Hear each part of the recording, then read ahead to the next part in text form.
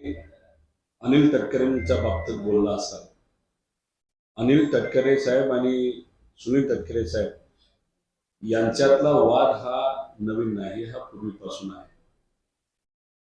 आणि आज त्या परिसरामध्ये आपण जर बघितलं, ज्या पद्धतीने सत्तेचा वापर हा आज सत्तेत असणाऱ्या लोकांनी केला, जेव्हा केव्हा त्यांना त्यांच्याकडे पदं होती, ती पदं बहुतांश घरातच ठेवण्यात आली होती असं लोकांचं मत आहे.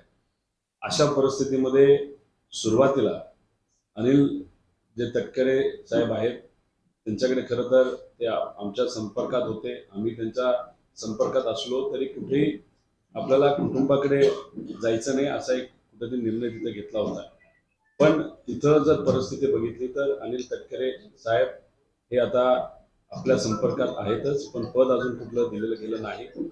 त्यामुळे त्याच्यात येत्या काळामध्ये जयंत पाटील साहेब आणि साहेब काय निर्णय